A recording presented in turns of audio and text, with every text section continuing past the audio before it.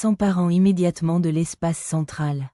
Ce pari d'ouverture ouvre des lignes diagonales pour un développement et une influence rapide des pièces. Développer le chevalier vers sa case la plus active conteste immédiatement le centre et prépare l'expansion de l'aile reine. Sécuriser le centre avec un pion offre un puissant avantage territorial.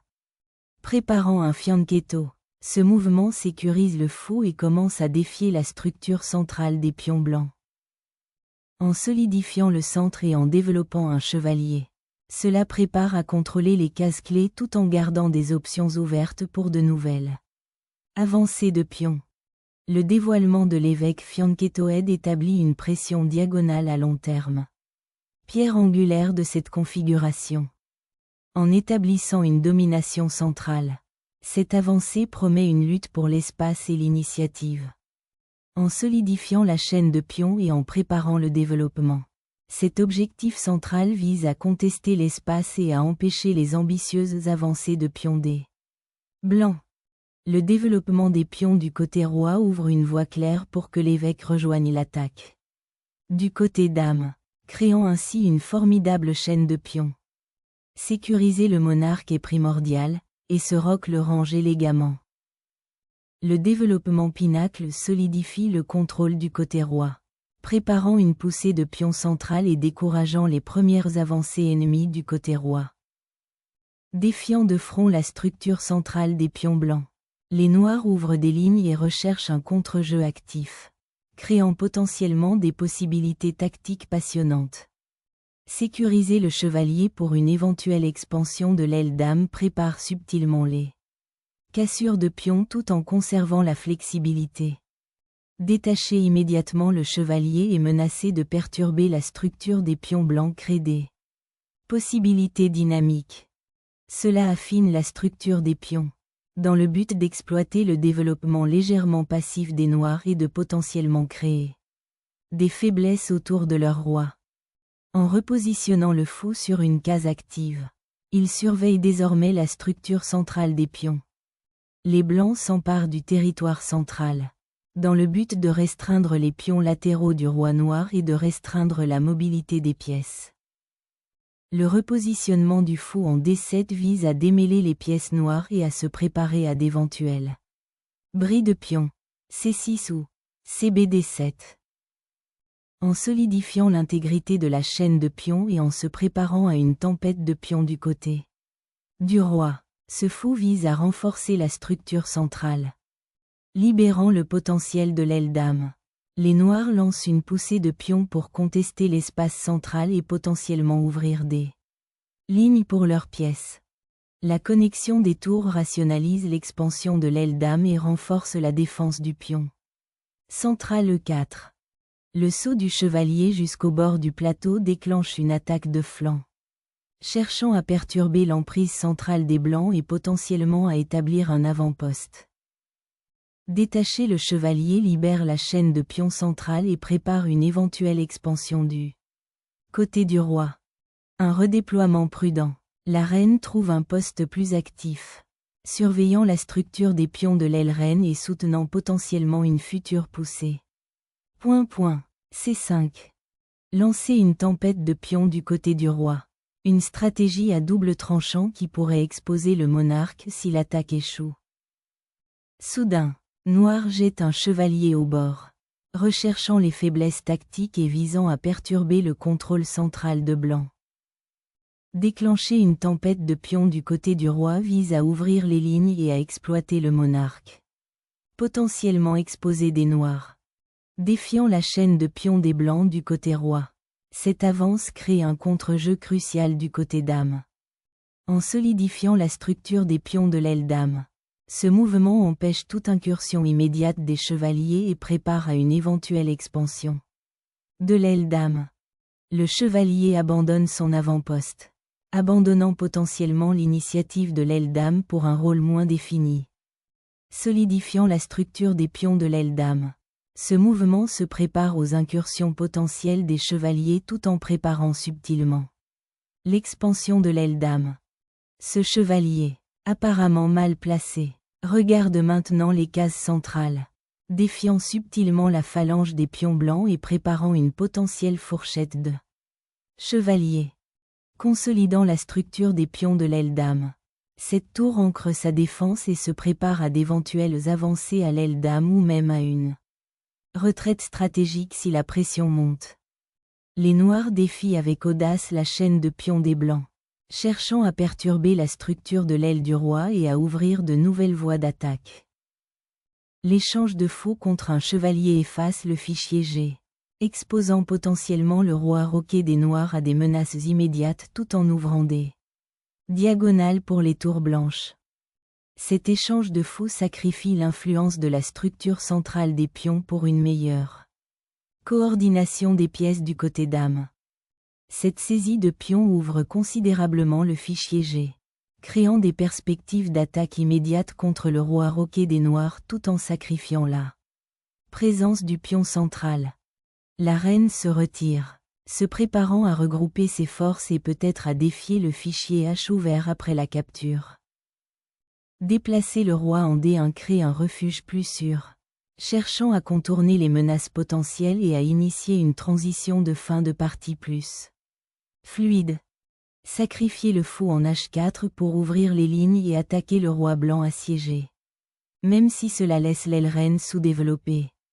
Déplacer le roi en C2 lui offre un refuge plus sûr face aux fichiers ouverts, se préparant ainsi à d'éventuelles avances de pions du côté dame.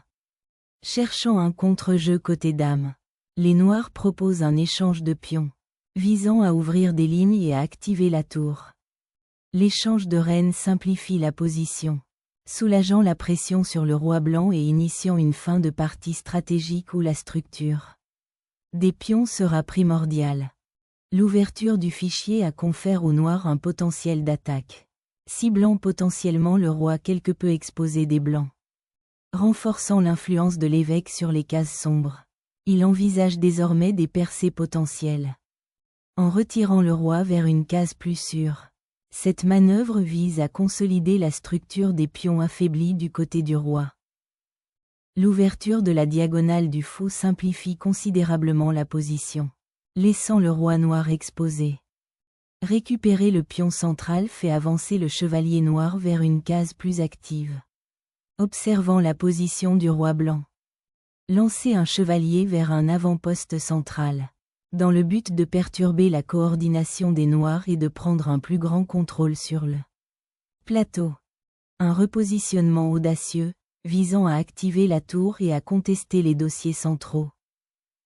L'ouverture du fichier H donne à votre roi une précieuse marge de manœuvre et vise à exploiter la structure de pions isolés. Reprenant l'initiative, cette prise de pion ouvre des lignes cruciales pour votre tour tout en solidifiant votre contrôle central. S'emparant hardiment du dossier ouvert, les blancs se préparent à mobiliser les pièces restantes pour un assaut contre le roi exposé des noirs. Amène l'évêque vers un avant-poste plus actif, perturbant potentiellement le contrôle central des blancs. Le déplacement de la tour vers G3 récupère le fichier G ouvert et se prépare à une pression potentielle du côté du roi ou à un ascenseur de tour centrale. Repositionner la tour au 7e rang promet une meilleure coordination et peut remettre en question le contrôle des blancs sur les fichiers ouverts. Le déplacement du roi ouvre une diagonale pour le fou et prépare à d'éventuelles avancées de pions. Le fou noir se retire en F2, un endroit apparemment passif, mais il vise à rétablir un écran défensif pour le roi et à repérer d'éventuelles pauses centrales. Le doublement des tours au 3e rang exerce désormais une immense pression le long de la colonne H, menaçant de détruire la défense du roi noir. La recentralisation du chevalier offre un avant-poste plus actif au chevalier, visant à perturber le monarque blanc désormais exposé. Le repositionnement de la tour pour renforcer la défense du côté roi offre de la flexibilité dans le milieu de jeu en évolution. Cherchant un blocus robuste du côté dame, le fou tente de solidifier les capacités défensives de la chaîne de pions. Cette forte poussée de pions vise à perturber les pièces coordonnées des noirs et à exploiter le roi ouvert. Sacrifiez le pion pour ouvrir des lignes pour vos tours et attaquer le roi exposé des blancs. Ressemble à un pari désespéré d'activité. La centralisation du chevalier récupère de précieuses cases centrales et prépare le terrain pour une avance de pion. L'ouverture du fichier G invite à des escarmouches tactiques pointues. La réorganisation de la tour depuis l'aile roi permet une présence plus centralisée. Prête à contester les dossiers ouverts ou à soutenir les percées. Le rétablissement de l'activité du chevalier est primordial après le changement de la structure des pions. En injectant de l'agressivité, ce contrôle force les pièces noires dans une posture défensive et ouvre des lignes vers le roi ennemi. Donnant la priorité à la sécurité du roi, les noirs sacrifient l'espace central pour éviter le danger immédiat de la fourchette du chevalier, créant ainsi une structure de pions quelque peu passive. Abandonner la tour ouvre le fichier G pour une pression maximale contre le roi noir. La récupération de la pièce solidifie la structure des pions des noirs. Mais le roi ouvert reste une vulnérabilité importante pour les blancs. Soudainement, le chevalier recule, dans le but de perturber la structure des pions noirs à l'aile dame et d'exploiter le fichier C, ouvert pour une pression future. En déplaçant le roi sur une case plus active, le monarque tente d'échapper au désarroi central et potentiellement de rejoindre le combat du côté reine. En exploitant les lignes ouvertes, cette avancée vise à consolider le contrôle central et à restreindre le chevalier noir. Soudain, le fou noir devient un agresseur bien placé, lorgnant le roi blanc exposé. Amener le chevalier en D4 crée un puissant avant-poste central, surveillant les faiblesses de la structure des pions noirs et contrôlant potentiellement les cases. Clé pour la fin de partie. Relançant la pression du côté du roi. Cette manœuvre cherche à exploiter le monarque blanc légèrement exposé, dans le but d'une défense active. Récupérer le fichier H ouvert pour potentiellement faire pression sur le roi noir semble être l'ordre du jour le plus urgent.